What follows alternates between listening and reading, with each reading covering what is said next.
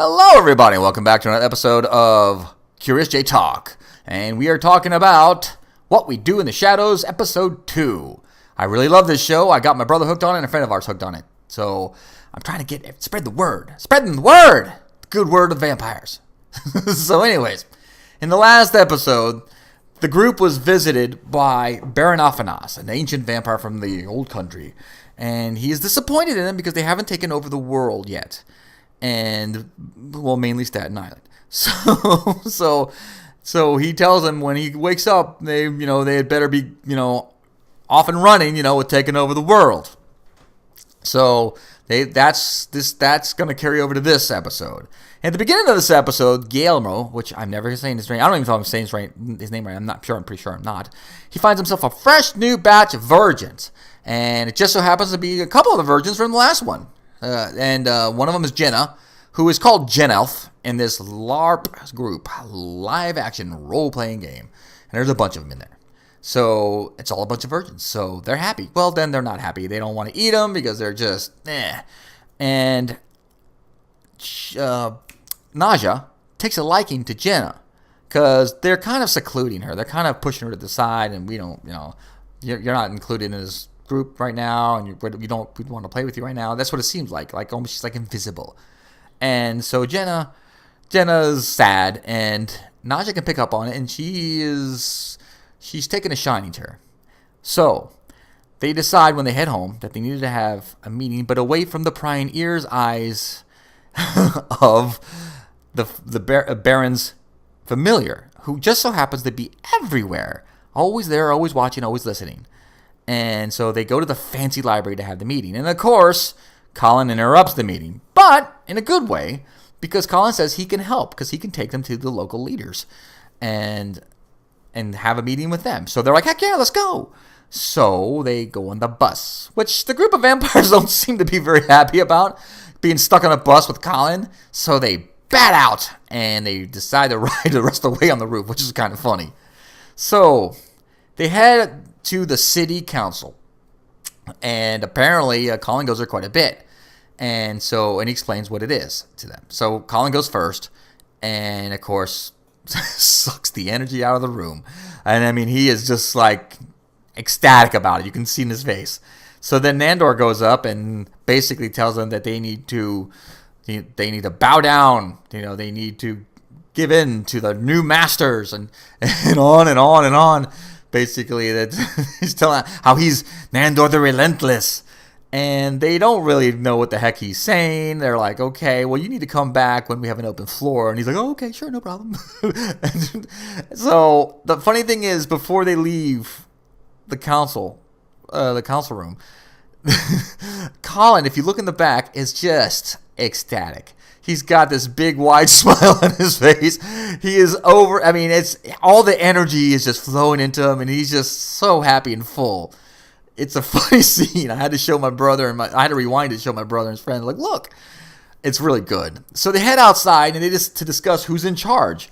And Colin's basically saying that Madam Chairwoman Barbara Lazaro is in charge. So Laszlo decides he's going to go after her and seduce her and try to help her and tell her that he can help her out, with any problem she has, and try to get her on her side like that. Meanwhile, Nandor is going to go after Doug Peterson, who is an up-and-comer, who basically could actually unseat Lazaro.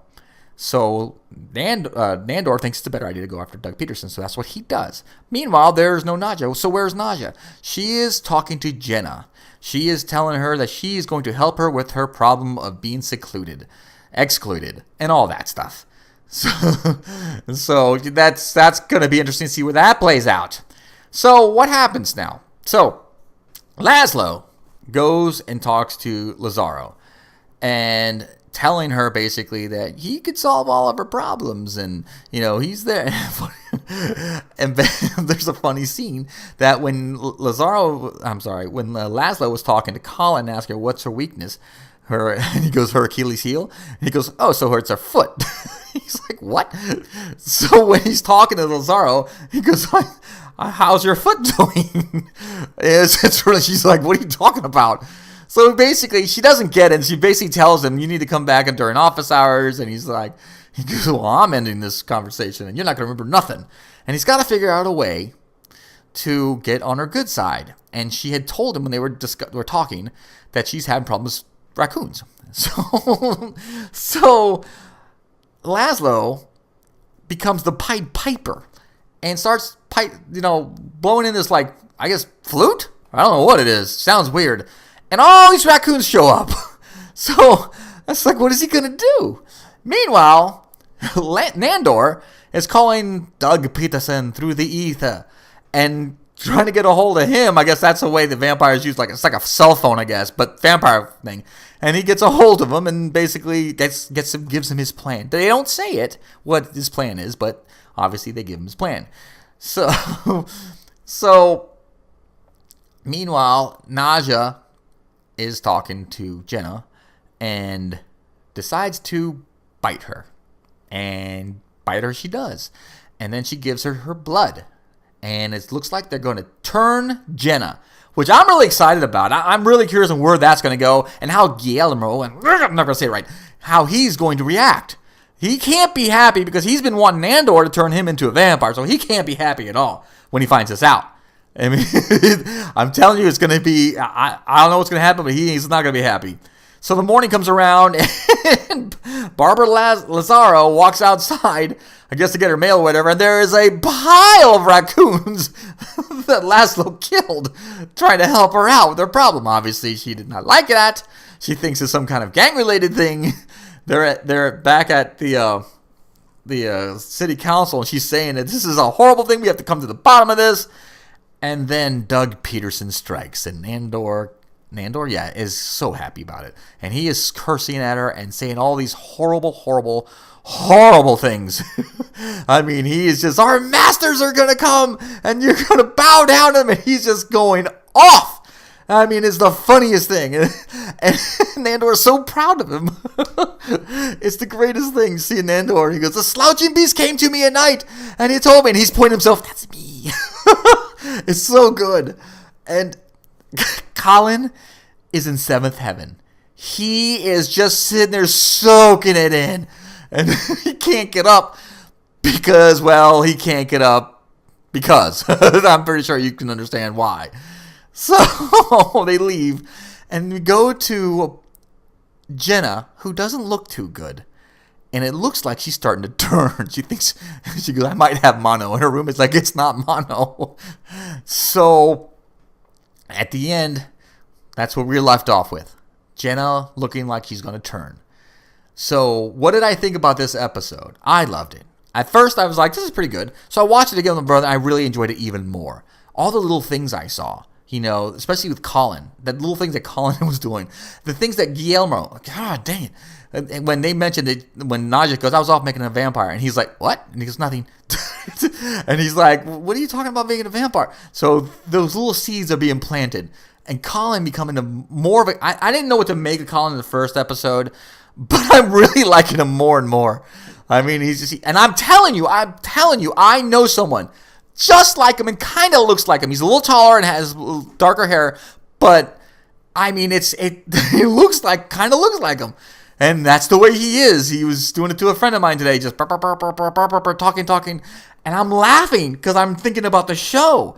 And I tell my friend, his name's Luke, I tell Luke about it, and he starts laughing. And I was like, I'm telling you. And one of the people I also told, she's like, man, he's like that vampire you said. I go, I told you. He goes, he won't shut up. So I really enjoyed it. I thought it was a really good episode. I had fun watching it. And I'm really looking forward to the season continuing. I can't wait for the next episode. And I can't wait, to see what happens with Jenna and what they do with her. And the previews for the next episode, they run into werewolves, which is like, I mean, great. This is going to be awesome. So, what did you guys think? I enjoyed it. I enjoyed it a lot. Did you like it? Man, are you watching it? And if not, you should be. You really should be watching. It's a really good show. Very slight humor. Very sarcastic. It's just fantastic. So if you like what you saw, please leave a like. Subscribe so you can continue on hearing me and my reviews of What We Do in the Shadows. It's really a great show.